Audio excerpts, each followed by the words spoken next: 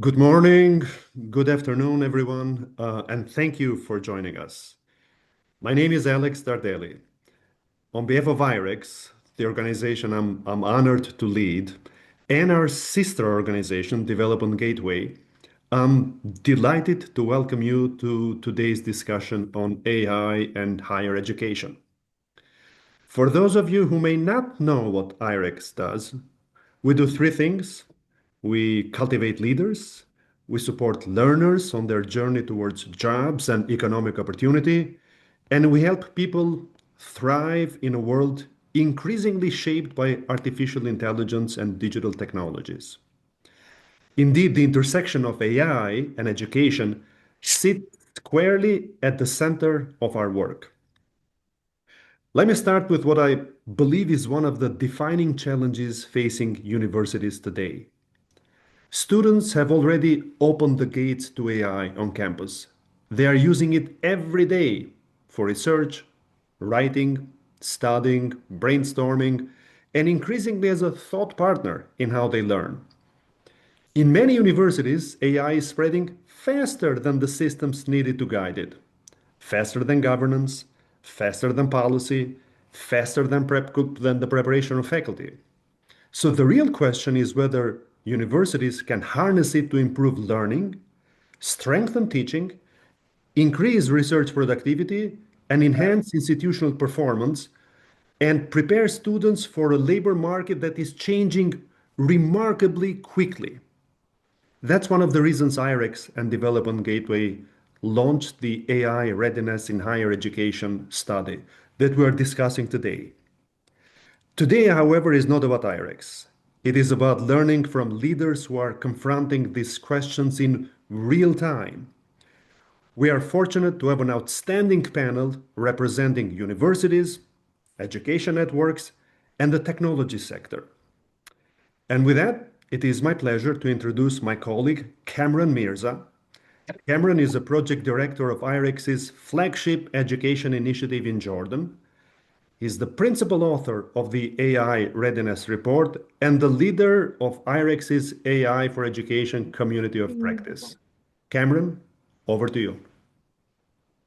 Thanks, Alex. I'm delighted to welcome participants to this webinar from all over the world. Please do use the chat function to drop in who you are and where in the world you are today. As the webinar develops, feel free to drop in any questions that you would like to have for the panel. I will leave some time for audience questions towards the end of this webinar.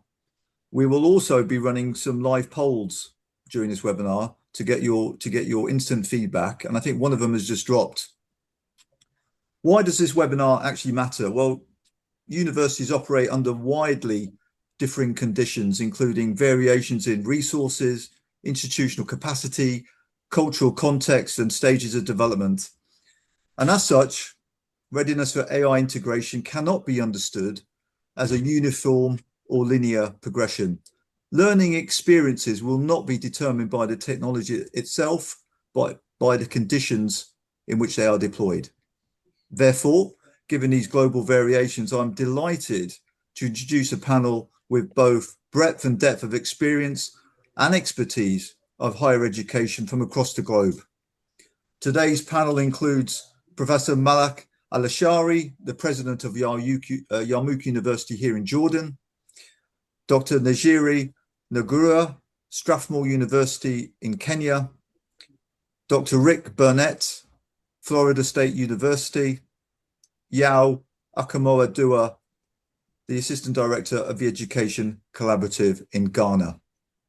I can say, given the countries represented today, that this is the official pre-World Cup AI webinar. You're all very welcome to be here today, but before we get into it, as Alex has said, our recent AI in higher education report, From Ambition to Adoption, has gained insights from institutions across 25 countries. There is no doubt that universities wish to embrace AI, yet the ambition is strong. However, the top 5 findings from this report are as follows, and this will help frame our discussion over the next 50 minutes. Firstly, only 34% of universities that responded have a clear AI strategy. Secondly, 39% report active senior leadership engagement. Number three, 37% report receiving ongoing AI training and professional development. Fourthly, 37% report a culture that encourages safe experimentation with AI. And fifth, only 22% reported systemic measurement of AI impact. Given that context, Yao, in Ghana,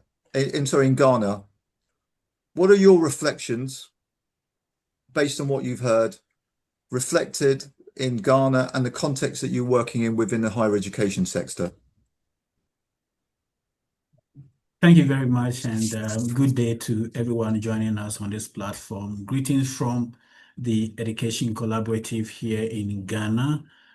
For those of you who don't know, the Education Collaborative is a network of higher education institutions on the African continent, all united by the common goal of producing superior institutional outcomes. Specifically, I am more interested in one of the major findings, which is that about 34% of our institutions lack clear AI strategy linked to academic operational priorities, and that many of these institutions do not have these AI-related policies to guide the use. That sits very well with a study that the Education Collaborative itself also conducted, which showed that about 4 out of 10 institutions, only 4 out of 10 institutions have an AI policy in their to guide the use of AI in their institutions. That clearly shows that there is that governance and strategy gap, and that is something that higher education institutions must address, because AI has come to stay. Institutions, students are using it, faculty are using it. Indeed, some executives and institutional leaders are using it. What is missing is how we create that framework to regulate its use in a manner that protects the data, that protects the integrity of our academic work, that is ethically used, and that support the kind of work that we do. How do we, based on this, build leadership, ownership, faculty and staff capacity? How do we develop ethical safeguards? How do we develop data protection system?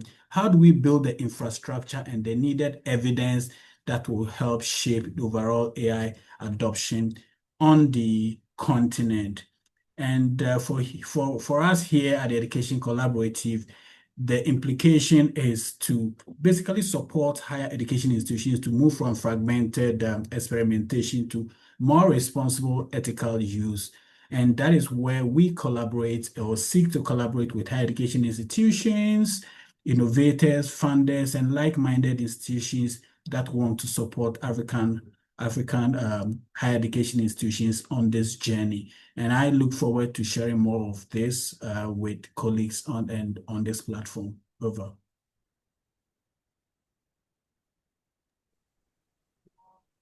Cameron, did you want to throw to me? I believe you're muted. Okay. That's great, Yao. And we're going to go from Ghana now to Florida, and I'm going to bring in Rick. Rick, from your perspective at Florida State University, what are your reflections on some of these key findings? I think the key findings are somewhat shocking. Generative AI is viewed to be one of the most transformational technologies in the history of mankind, maybe greater than even the internet itself. And yet we're 3.5 years since ChatGPT came out, and we have a third of institutions have a clearly established roadmap for how to move forward.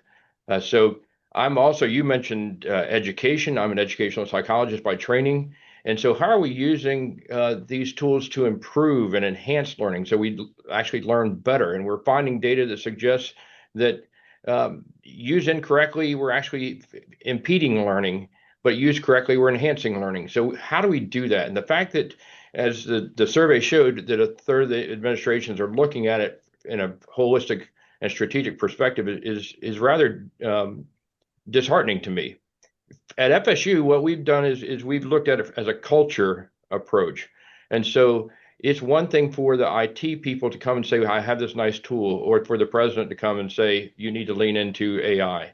We're going to the faculty because the faculty are the experts, and the applications of AI are almost all discipline specific.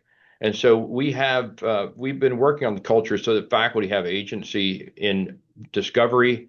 We're getting into AI literacy, and so we're looking at it from a holistic perspective. And I think that it's in some cases the private institutions are ahead of the public institutions, that maybe because of a profit motivation.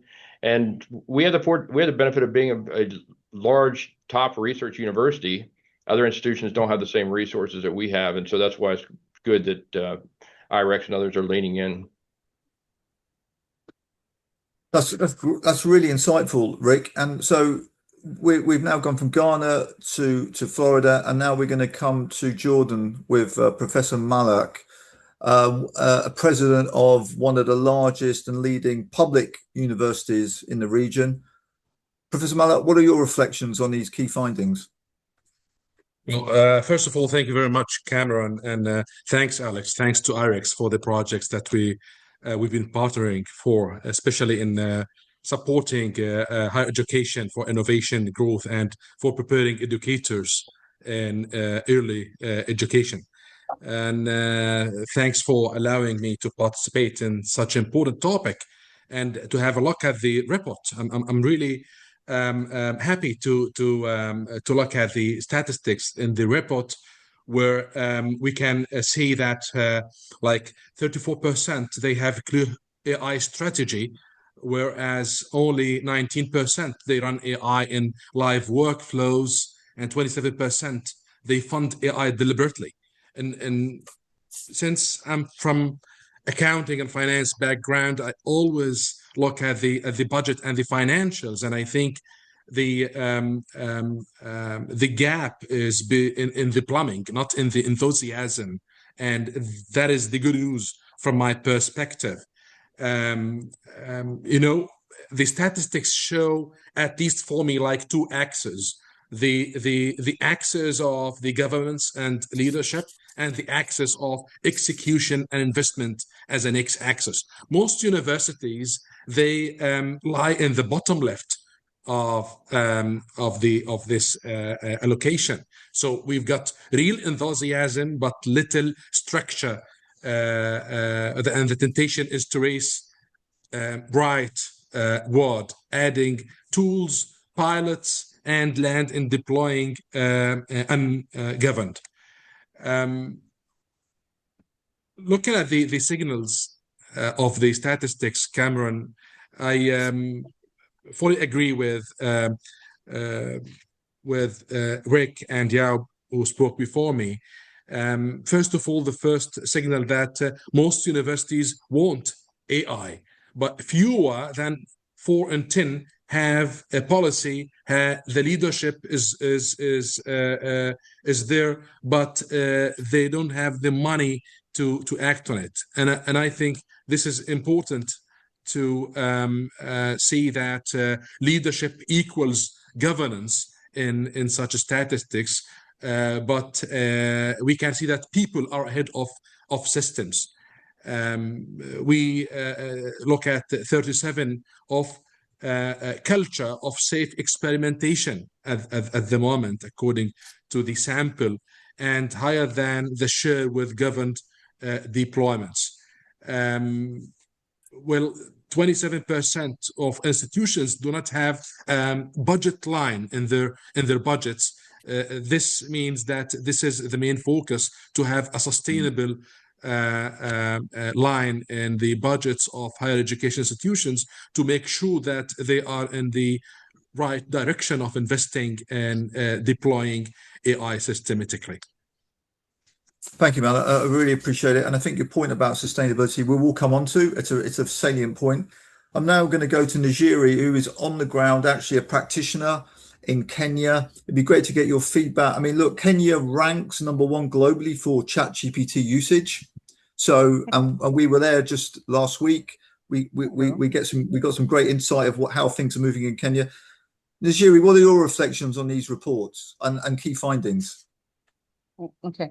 When I'm actually just looking at this, when it comes to the adoption rate of it, we're actually seeing that, as you said, we're actually the highest consumers of ChatGPT. And now we're just asking ourselves now, instead of actually just looking at adoption rate of it, how can we actually just go, and as Prof has actually just alluded, how do you actually now start going into the aspect of adaptation? And that's the reason why now we're actually looking at the aspect of even like, we're talking about culture and safe experimentation bit of it.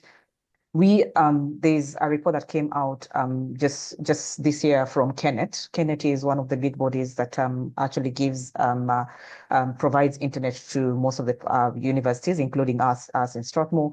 And they actually stated that we have 90% of our students actually actively using generative AI in different ways. And also we have like also the aspect of formal training, bit of it, you're seeing that there's a lot of upskilling that is actually going on, aspect of maybe prompt engineering, that how you can actually be able to now brainstorm with these particular LLMs and be able to actually get something like that's very, very coherent, and also building on your foundational knowledge. But now one of the things that now we lack as African as a continent is now that particular space. Now we actually say now how do we now leap from adoption to adaptation? So we are very, when it comes to the aspect of infrastructure, when it comes to the aspect like something like compute, we might actually have the data, but we do not have, it's a very siloed. But the aspect of compute bit of it, how did you now start saying that we actually having our own kind of LLMs, transformers, that can actually be able to now build our use cases on transformers that will actually be able to actually give us this. And so that's the reason why you're actually seeing that we are slowly just trying to actually build up on bringing in the aspect of AI policies in our work, and definitely being guided by the national policies. We have the AI strategy in place already. Right now, we're actually in this trying to actually come up with the AI and emerging tech policy, and also the data governance policy that has actually gone through public participation. So we are in those particular spaces is looking at what is the national government stating and how do we actually now adopt this coming to our institutions. So it's work in progress. Yeah, thank you. Najiri, that's great. So there's emerging patterns here around infrastructure, around financing, around policies. I'm delighted to welcome Dr. Elke Walsh to join the conversation, Chief Academic Officer at Microsoft. Elke, it's a pleasure to have you with us today. You're obviously sitting on a lot of data. You have a real global perspective in terms of some of the opportunities and challenges regarding AI. Looking at the key findings, what are some of your reflections? Thank you so much, Cameron. And I appreciate so much the contributions of my colleagues so far this morning. I think they're highlighting some of the key aspects of what can propel the institutions forward and what's also holding us back. And from where I sit in the institutions that I work with across the globe, really, those institutions that are doing well have embraced that growth mindset, but most importantly, the art of the possible, imagination. They're taking the time to more deeply understand what the technology is capable of. When we think about AI, so many of us stop and think only about what the large language models are able to do, the GPT models. But AI is so much more than that. And it gives us an opportunity to think about what are agents able to do. If we start to unleash our imagination around what's possible with this technology, machine learning, in addition to those large language models, and how do we bring these technologies together then to really start to think through how do we solve for some of our more complex problems? How do we actually remove out some of the duplication and spend that we have within our budgets to become more efficient and effective? To do this, though, when we think about, I really appreciated when the survey results came out, Cameron, that you folks found how few institutions had a strategy for AI. And that is something I feel and live every day when I talk with the institutions. But what's really important right now is our old change management strategies are not the thing that's going to help us get through this moment of change. Really, what we need is change leadership, the inspiration, the opportunity to think differently about the way that we do our work and the way that we deliver experiences for students from a teaching and learning perspective, and the way we embrace them in other aspects of their learning journey. And what's also really important in this, when we think about how do we embrace that growth mindset, how do we embrace the art of the possible, and then move to the tangible and art of the actual, what is going to take then is building up of the whole community to have a culture of innovation and a culture of learning and a culture of change. So when we are long-standing traditional institutions, it's very hard to make that kind of a leap. I think Boston Consulting Group, to pull in some of their research, recently found that those organizations that are bringing AI into their organization and only layering it on top are really failing to embrace what is really possible in the transformation of the organization. When we transform the organization for AI, to really create the conditions for how it can we can rethink the business models, how we can rethink the experiences for our students, that's where we're going to see the fundamental benefit of what AI can bring. And so this is going to be a challenge for us. This is a new way of thinking. And so I appreciated also that the survey results found that that we need to be rethinking the culture and the culture of innovation that we have within our institutions. I think that's going to be the key to unlocking the art of the possible. Elka, that's fantastic. Reimagination, what's possible, think beyond constraints, and a new form of leadership for to embrace AI. I'm gonna stay with you, Elka, if I may. One of the things that keeps coming up is this idea of AI literacy, and we obviously had that in our findings.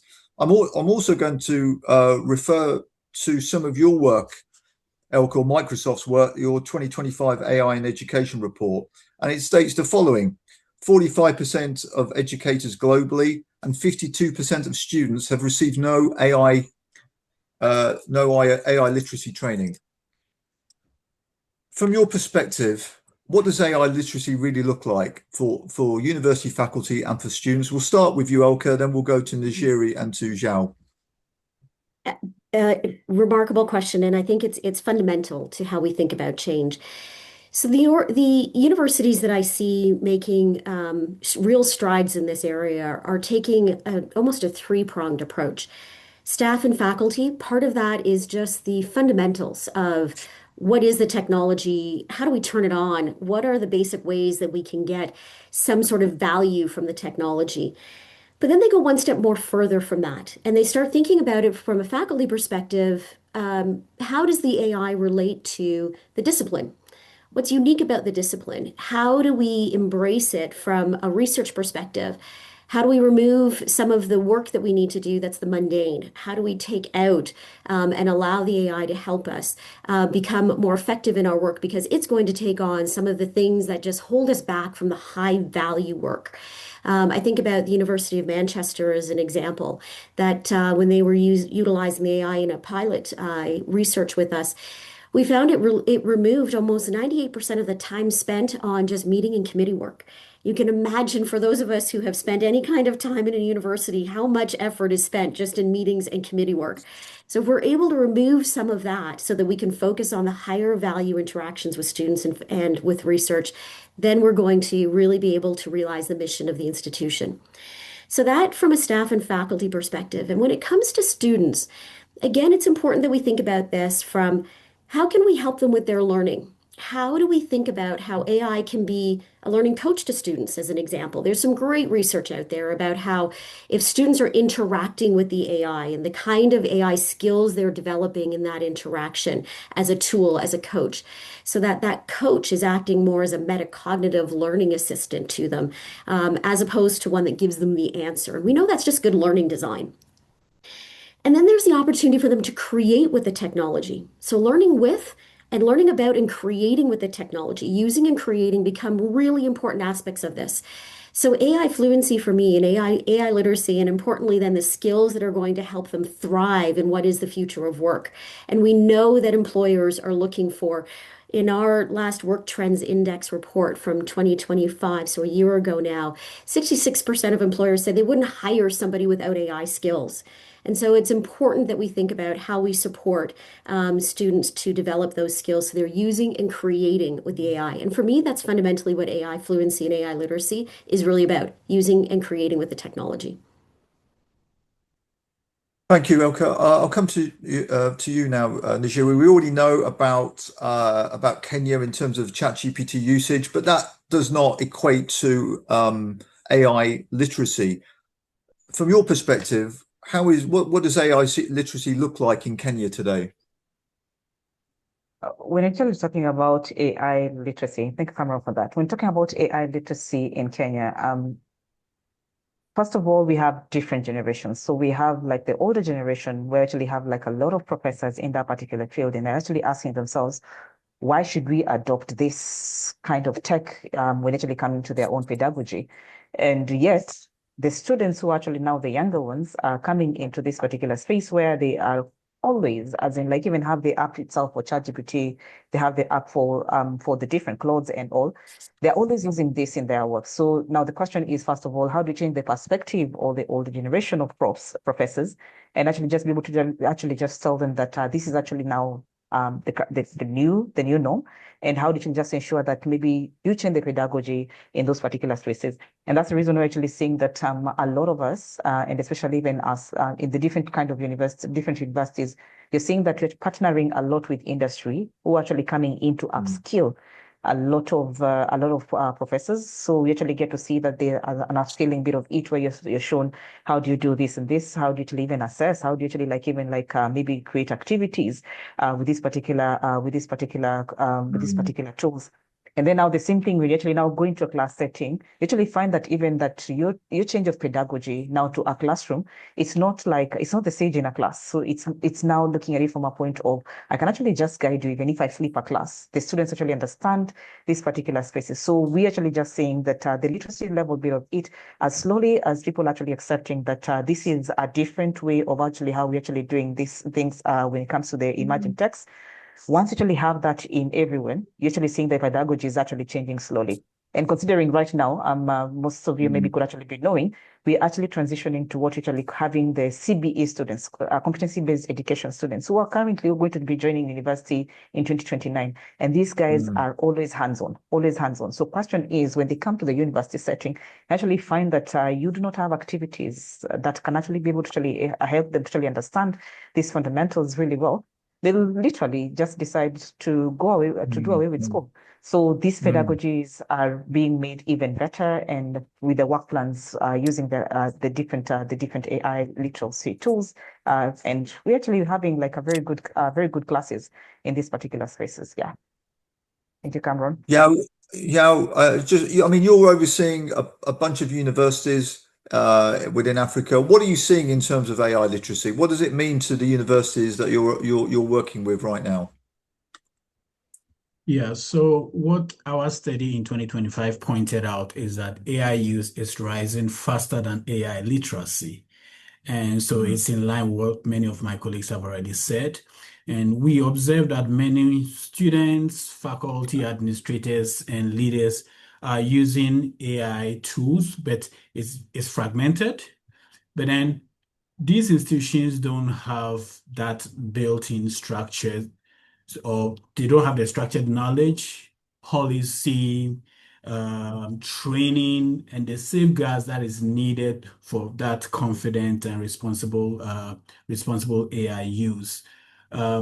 We realize that leaders or institutional leaders recognize that, yes, AI can transform teaching, research, administration. It can make their work easier. It can transform their institutions. Yet they don't have those governance systems to guide how they adopt, which tools to adopt, and how the adoption should go. And so that places leadership at the awareness stage and not at the institutionalization stage. We know that, so they know that, okay, yes, this tool is good, or this adopting AI is great. But then the key questions such as, what should we adopt? What should we regulate? What risks are we facing? Are there some investments that are required? Which ones are required? How do we measure impact? These are things that are still being explored. And that is why, for example, the Education Collaborative and WISE study, during that study, we produced these two practical tools, an AI-enabled digital maturity scorecard, and then the pocket guide, to basically help university to assess their readiness and plan their adoption journey so that they know where the gaps are, where it makes the most impact to, start the adoption from, and how to do that, how to build that into your institutional budget, and so on and so forth. We saw that when it comes to faculty, the literacy was also mixed. Of course, as my colleague mentioned earlier, the generational gap, the younger faculty members versus the older ones, and how AI is used and perceived. We realized that per our study, we realized that many faculty members are using AI, or at least they are aware of it. But do they have the required training needed to integrate AI responsibly into teaching, into assessment, into their research, into the student support? Is that something that is being done? Knowing how to redesign even your assessment, protecting academic integrity, checking for maybe AI outputs to protect the integrity of your award systems, guiding students appropriately to make sure that they use AI and use AI responsively, and how you can promote critical thinking even as you use AI. These are some of the things that we realize we're still lacking, which has to be blocked. When it comes to administrators, yes, administrators are helping to manage the school, but do they have that needed AI literacy to help govern, to integrate into the services that they lead in providing? These are some of the things that we realized there were gaps in the operational support, in their communication, in their planning, and so on. Of course, students interestingly they were the most active users, but they are not necessarily the most AI literate. The gap that we've identified was more of response, how they could use AI responsibly, how they could use it ethically, how they could use it on an academically sound note. How do we guide our students so that their use of AI is acceptable, how they can even cite and disclose AI support appropriately and appropriately in line with what our institutions now mandate it, and how do we preserve critical thinking, which is the key thing that will help promote ultimate output. So our ultimate strategic response to this is that let's provide some differentiated AI literacy model so that we provide those things that are needed for whether it is the student, whether it's the faculty, whether it is the executive, so that it can enhance their work and ensure that that transformative journey across our institutions is holistic enough and no one is left behind. Thank you, Joe. Thank you. Look, we're gonna change track slightly because I'm going to bring in. We've got a couple of university leaders on the panel with Rick and Mallet, president and vice president, and this is aimed at you because I'm going to give you the results of our first poll, and the question was: do you think that university leadership fully understands the potential of AI? 82% no. That's the results of the poll. So I'm gonna bring in Rick here. Firstly, leadership and culture is critical for AI adoption. And from your perspective in Florida, what are your approaches to cultural change within your institution and bringing people with you on this journey? I started to address it earlier. Thanks, Cameron. It is a challenge. It is a cultural challenge, and I think you've accurately dubbed it as such.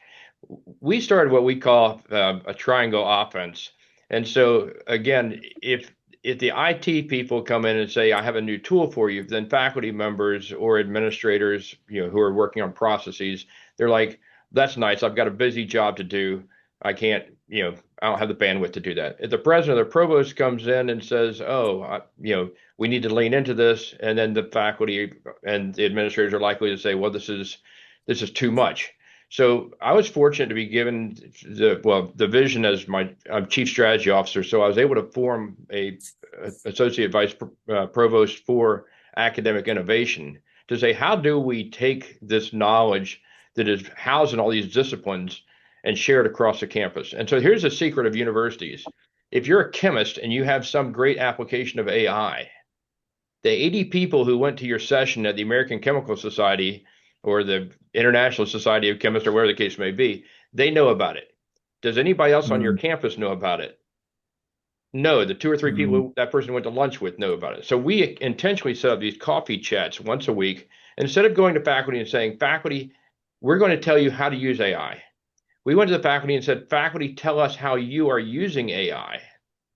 And so what that does is that gives them agency. Faculty also learn that there are parallels between what they're trying to do in their discipline with what people are trying to do in other disciplines. I then went to the Dean's Council and did a survey to see how colleges are using AI, and they're using it incredibly. And so from an academic perspective, all of this, most of the applications of AI are contextually based. So they're discipline based. So we have to understand how it works within the discipline.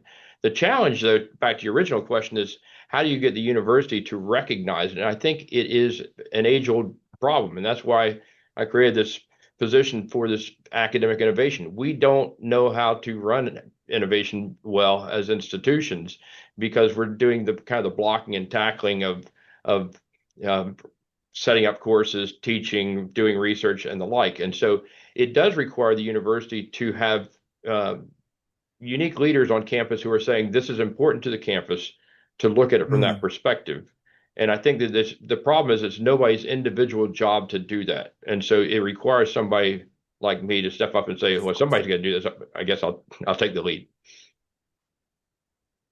Professor Malek, 82% of our poll suggests that university leadership don't really understand the possibility of AI. That's pretty brutal. As a president of a university, what's your kind of perspective on that? And also following on from Rick, what are you doing in terms of building that culture to really that critical culture to adopt AI successfully? Well, cultural change is not easy to make in institutions, and normally we tend to change structure rather than culture, or sometimes we start with the structure rather than culture when we wanted to embrace change in AI or in any other change management. Well, first of all, what I would do is to set the vision and to speak it loudly. So the vision has to be very well communicated, spoken up loudly, because you wanted to start with the buy-in, and throughout this journey you would start to involve the stakeholders, starting with the faculty members, starting with the employees, with the students. And at the leadership of higher education institution, we certainly have these three organs or drives of an academic institution: the academic responsibility, the administrative, and the financial. And from my perspective, the right vision for institution to effectively change the culture, we have to focus on embedding AI in the daily operating systems of the universities, across the processes, in procurement, in financial, in HR, and admissions, in learning, assessment, and certainly in research and all administration. There should be a clear policy to govern AI, and this should be owned at the top.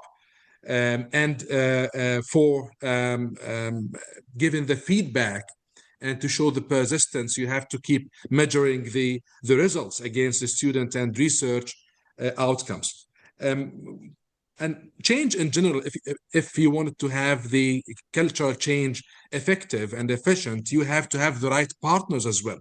So having the right partnerships who believe in the same importance and believe in embracing AI, I think this will make your task much easier for the buy-in, and involving all stakeholders. And when I say all stakeholders, is not only at the level of employees and training them, faculty members, and showing the importance, even at the top level. One thing that we've done at Yarmouk University is having training courses for leadership, for president, vice president, directors, deans, to sit all together and to have very short and micro training in some developments in the AI tools. You want everybody to speak the same language. And finally, again, I want to emphasize the importance on not only having the right structure, not only training, you need to keep this sustainable. There should be like a fixed budget line in the higher education institutions to ensure the sustainability. What RIC has done in his university by having a vice president for academic innovation, I think this is really important to keep owning it at the top. And I might have the same sometime soon by copying almost the same model, but speaking more about the future readiness and to show that this is a structured vision. This is something that we have to achieve it, and we cannot afford waiting for 3-4 years when we're in 2030 and we're behind in adopting AI in all areas, academic and operations at the university. Fantastic, Professor Mallet. And if you need any help with the job description, do let me know. We're here to support. You know that.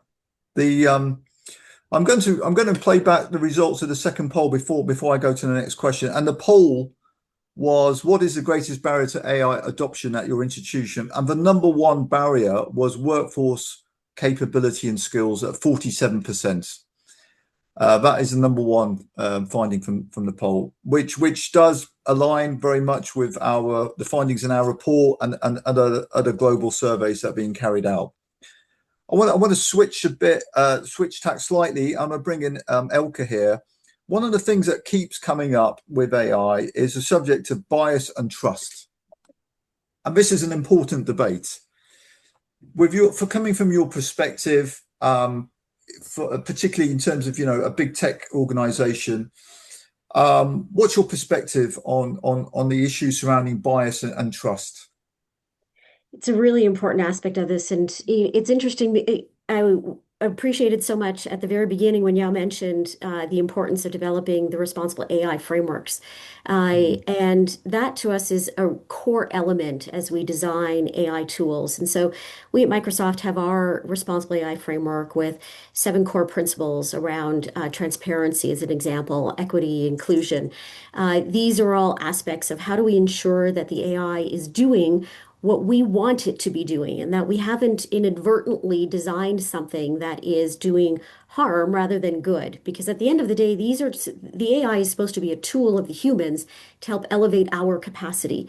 And so when we think about that, it's not just about 7 nice principles and values.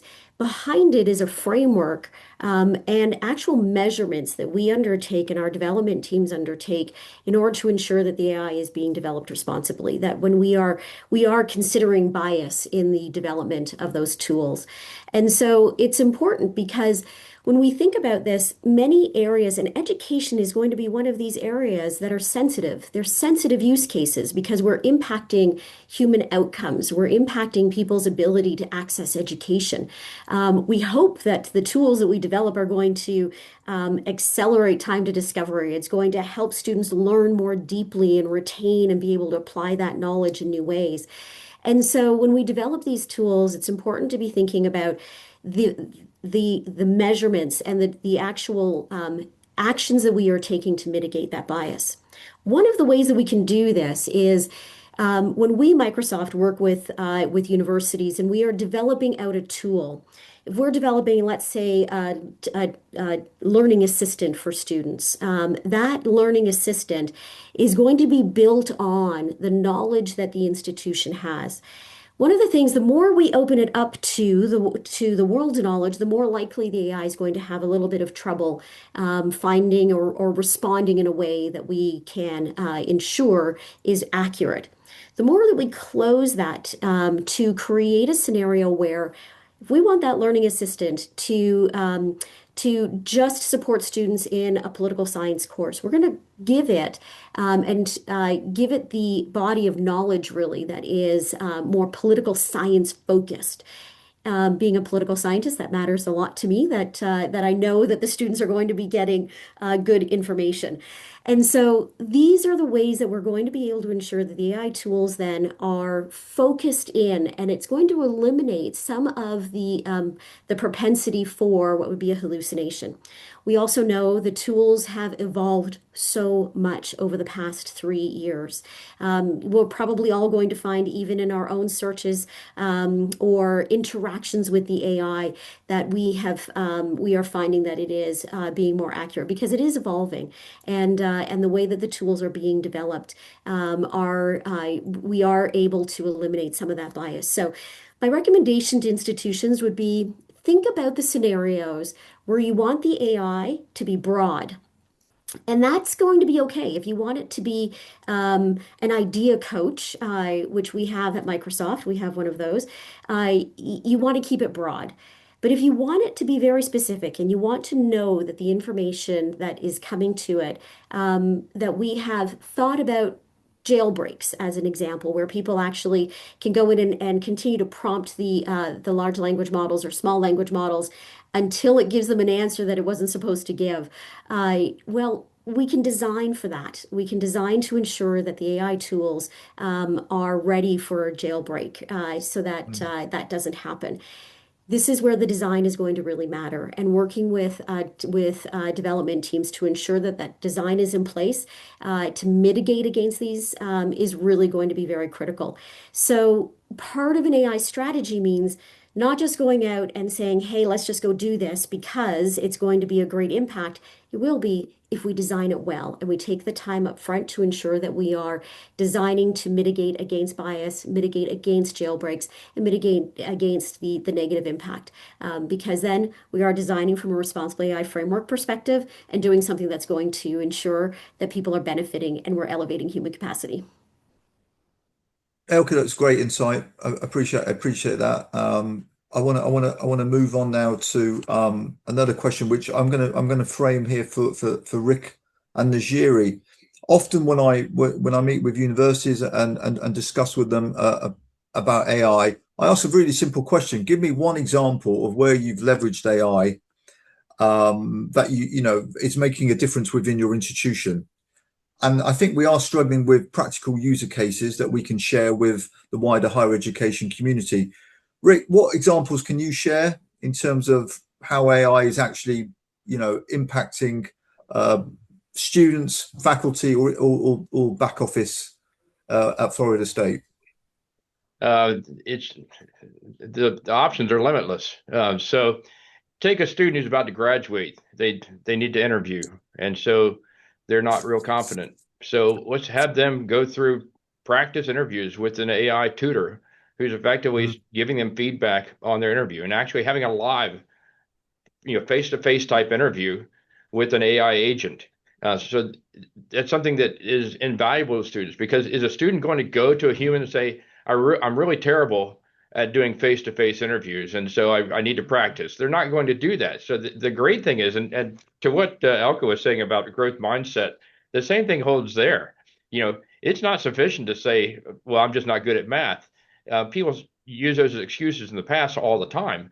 But the reality is that with AI and AI tutors that we've developed, we have a professor who's developed his own AI and basically has people giving drafts of their paper they're doing, and he runs it across a rubric and has taught it his own language, and so he responds to the students in his own language using only his own information.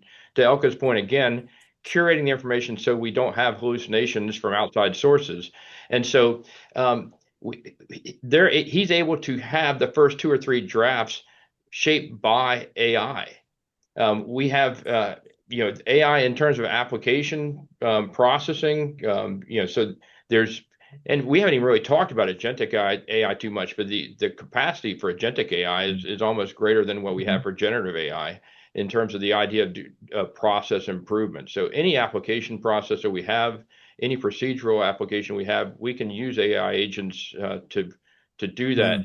We've actually hired a director for AI in research who's helping researchers use AI to to deal with major data sets and find out how to address those. They'll actually do the statistics and everything. Of course, you have to double check it, but the art of the possible is incredible. Where you need an organization on the outside, a partner, is oftentimes is understanding those use cases, understanding how to train people how to use those. A university like FSU with 45,000 students and a huge research portfolio, we have that talent on board, but we're in the minority. Most institutions do not, so that's why they need to look to partners who can kind of define this art of the possible. Great, that's great, and I've seen that in real life students having interviews and getting instant feedback. It's instantaneous, and it's phenomenal, really. The jury, perhaps with limited resources, but what sort of user cases can you shine a light on in your institution in Kenya? It's really nice just learning from it's really nice just learning from what Rick has actually said. And also last week I was able to actually learn a lot from University of Jordan, where we're actually just looking at an aspect of how processes, how AI is actually impacting these particular processes. But right now, I think one of the things that we're actually cognizant as Kenyan universities and also maybe African universities by large, maybe you can actually even confirm this. We are more of just trying to look at how can our student bring in community use cases and actually be able to now help communities use these AI solutions, AI platforms, so actually just be able to help the communities achieve some of the targets. So like, for example, like something like we're having the industry giving us real problems, and then now the students actually now being asked, so from these particular real problems, how do you as students now using the latest technologies, how did you just ensure that this particular problem has an adequate solution for the communities? So maybe I can actually just use one example. There's something known as Kenya One. Nyayo One, this is the second president of Kenya. They were actually using some very late tech, and actually when they actually went to the industry itself, where that car is, they actually asked, how can you just be able to use like modern tech to actually just ensure that this particular car maybe had like a modernized way of actually like operating it. So when you're looking at this particular bit, you're having industry giving students exact problems and actually telling them, use this particular use the latest technology to actually just be able to give solutions. And one of the things that I usually say is that Africa, we are the greatest beneficiaries of this new tech. When it comes to the different verticals, talk about agriculture, talk about health, talk about education, we are the greatest beneficiaries, because now from that particular point, we get to see our students being able to now give actual solutions. We actually have like inadequacies, like maybe in a health center, these are inadequacies. So you're seeing an aspect of augmentation in these particular spaces. So right now, we cannot say that we actually have them in processes, but you can actually say that we actually like trying as much as possible to just be able to impact real life problems with sustainable solutions for them to actually be able to just gain like massive, have like a greater positive impact in the societies. Yeah, thank you. Thank you, Najuri. We are coming to the last few minutes, and there's one more poll which has been put up. I have a question now, and I would like our panelists to be brief here. But the report, a Microsoft AI and Education report, and it states by 2030, 70% of the skills used in jobs will change, with AI as the primary catalyst for that change. And as Rick has already mentioned, we are seeing a rise in agentic AI with agency. Given all of this, given this context, my question for the panelists is, what does AI within higher education look like in 2030? I want you to look into the future. What will we be talking about in 2030? And we'll start, if we may, Elka, we'll start with you on this one. Absolutely. I love this question. So 2030 is not that far away, right? This is maybe 4 more years from now. Well, not maybe, it is about 4 years from now. Things are going to be different. I really do believe that. And so when we think about what's going to change and be different, The way that we are engaging students is going to be different. The type of deep learning that's going to be possible, because I do believe we will land upon a new pedagogical model for teaching and learning. We have to. We have to rethink what looks like more authentic assessments. How do we engage students in ways that make them learn ways of using and creating with the technology? So it's going to look fundamentally different within our classrooms and the way that students are interacting with the content and the way that they are demonstrating their knowledge, their skills, and their attitudes that we develop with them, and the way they interact with faculty. The other important aspect of this is that research is going to be very, very different. There is going to be an acceleration of time to discovery. The AI tools are going to be enabling us to lower the amount of time it takes to get to complex discovery and the implementation of that. And so this is, I think, the opportunity for us.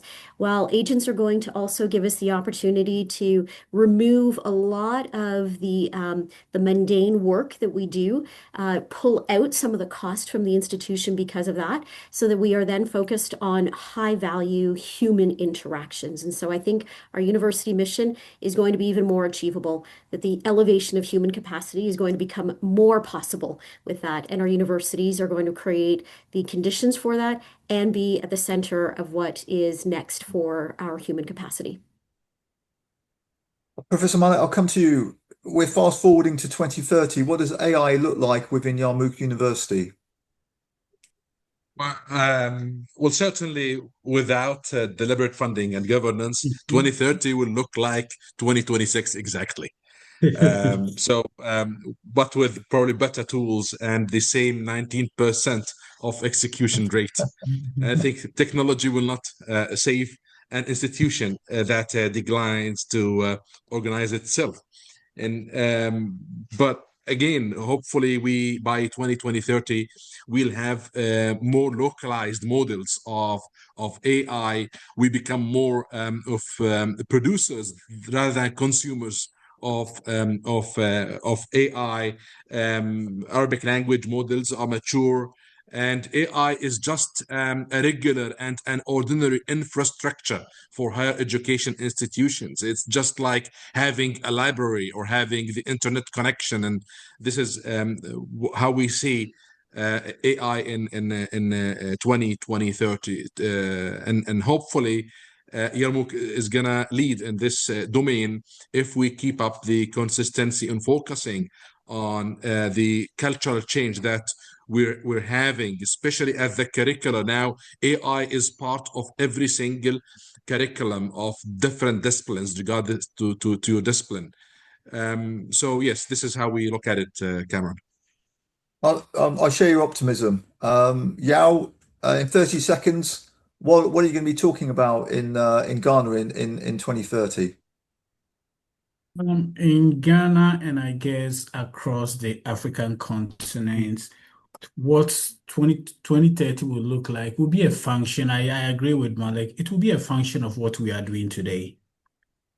If we don't put in the needed investment, if we don't put in the needed infrastructure in our higher education institutions to regulate, to manage its use, to adapt its use to our very context, if we don't get the needed partnership to support, to develop tools that allow for that data sovereignty, that allows for us to use tools that are designed to address the contextual realities of the African higher educational institutions, we will still be chasing shadows, and the gap will widen even more than it is now. So based on that, what do we do? And that's what I believe, that institutions, there is that need for that. There is a need for that immediate partnership between, first of all, to map the readiness and have that partnership between not just higher education institutions, but also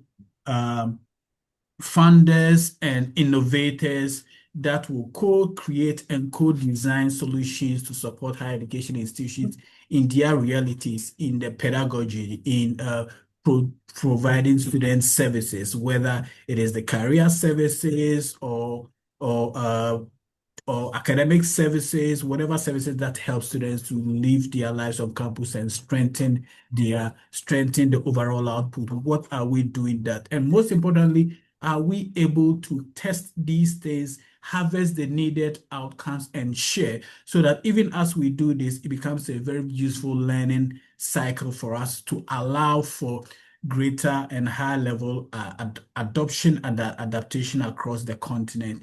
These, I believe, are very, very important for us to look at. And if we're able to do that, then it will help us to position ourselves much better and improve so that 2030 doesn't catch us unawares. Because as a colleague said, it looks like it's 3 years away, but it is much closer than we can imagine.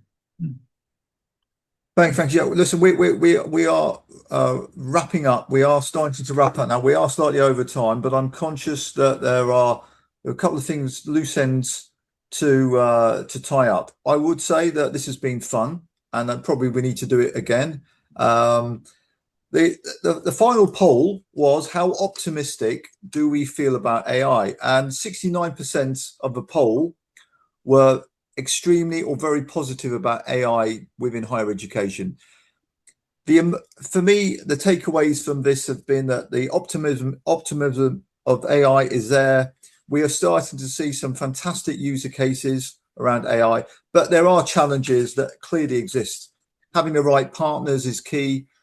Building the right capacity and building that trust is going to be key. The financial elements need to be really considered in terms of ensuring that there are the right finances in place to make this happen. The vision, the strategy needs to be put in place. The art of the possible is the key takeaway today. The art of the possible and the growth mindset that we know is certainly challenging within most sectors, but increasingly challenging within the higher education sector. I do want to take this last few seconds to thank our panelists who've been fantastic. Such a joy to spend the last hour with you. Time's flown by. I hope that our audience have enjoyed the last 1 hour, and I thank you all. And this is the first of a series of webinars. We will be doing another one later this summer, and I hope you'll join us later the year for that. Thank you so much for your time today. Thank you. Thank you very much. Thank you.